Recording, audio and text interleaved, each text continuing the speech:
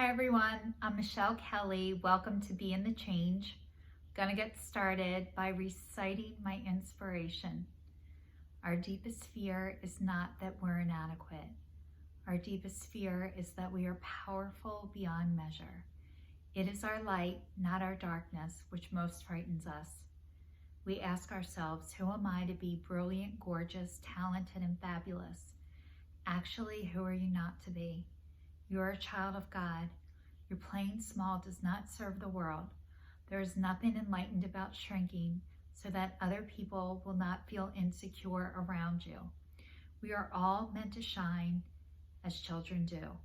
We were born to make manifest the glory of God that is within us. It is not just in some of us, it is in everyone. And as we let our own light shine, we unconsciously give others permission to do the same. As we are liberated from our own fear, our presence automatically liberates others. Marianne Williamson. I'd like to say welcome to everybody who's watching me for the first time, and thank you, and welcome back, and thank you to everybody who's been following me on this journey. I started in 2019 stating out loud I was breaking up with fear, I was breaking up with shame, and I was breaking up with guilt, which wasn't breaking up with me, but it is. It's getting less, a lot less. And then being kinder and more compassionate to myself last year, which I'm still able to do. And then this year, it has been breaking up with sugar, and I am still broken up with sugar.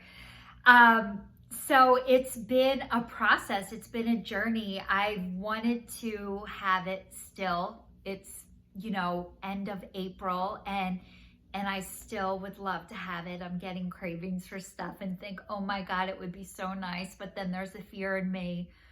What if I have it and I can't stop myself? So I am noticing enough benefits to keep going. I was saying one of the things that's happened is I used to have like an inner tube all the way around my waist, like little kids wear to the pool. I had one of those without one on, and it's starting to go down, and I have a waist, which is amazing because I've never had one.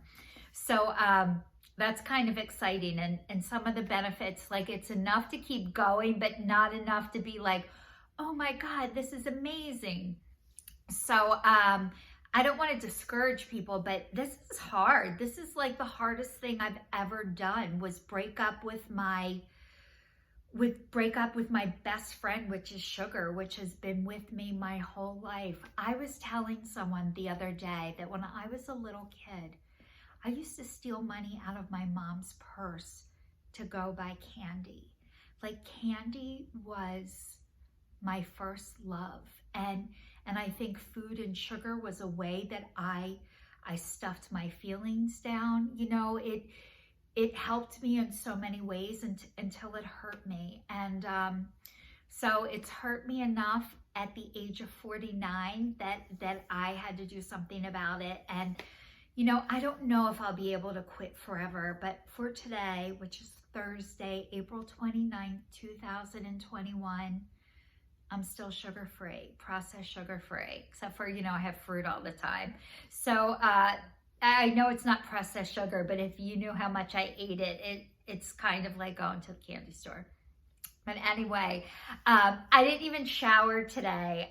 Before doing this video, I'm late doing it, recording it. I thought yesterday, I'll do it Thursday. It'll be so easy. And, my day did not go according to plan. I have two things to share with you. Okay, so I always wanted a man to rescue me. Like, I was looking for that my whole life. And I wanted someone to save me and take care of me. And I found that. I found that when I had my son. I found a man, we got married, he adopted my child. Like, it was great until it wasn't. It did not feel as good as I thought it would. And I was married to somebody who did everything for me. All the house stuff, like if anything broke, he fixed it. Like we never called handy people, none of that. So I've been divorced since 2014 officially. I was out of the house, I think in 2013 is when I first moved out. So of course I thought I wanted a house right away, and I couldn't get a house right away. I had to live in an apartment. And I didn't want to do that, but actually it was the greatest thing ever, because if something broke, somebody came and fixed it, you know, so I learned so much. So now I'm in a house and I'm learning about how to take care of stuff, and, you know, who to call, when to call, all of this stuff. So one of the things about me is I was brought up to minimize stuff, to make things not as big of a deal as they are. So I feel like you're either one or two ways. You're either a minimizer or a catastrophizer. So I learned how to minimize. So I'm going to tell you something that happened to me on Monday. So on Saturday, maybe Sunday, I smelled like a burning smell in my house, and I didn't cook anything and I didn't make anything, and it, you know, it was a flea. I'm like, oh, I smell something burning, but I don't know where it's coming from. And it lasted for a couple seconds, and then I forgot about it. And then the same thing happened the next day, and I'm like, God, this is really weird.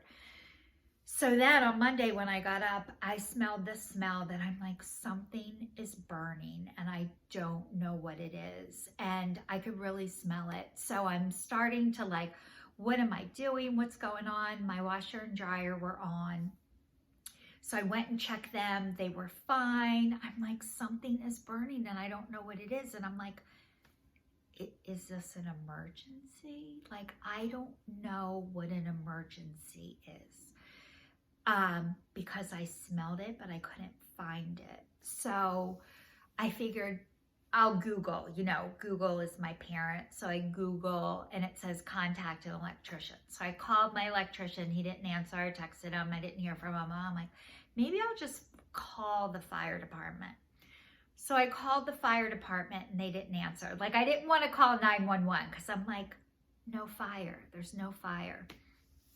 But because they didn't answer, I'm like, oh, I need to call 911. And they're like, what's your emergency? And I'm like, I don't even know if this is an emergency, but I smell something burning and I can't find it. So of course they send the fire company, and it's like this big, huge thing.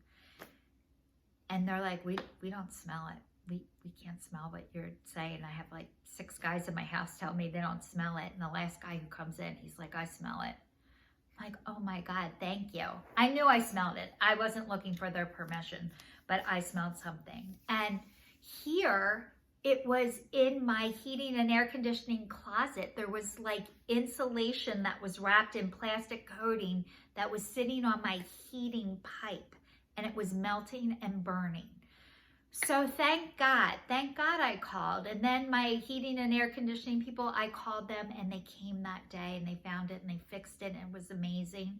But I'm like, I don't even know what's an emergency.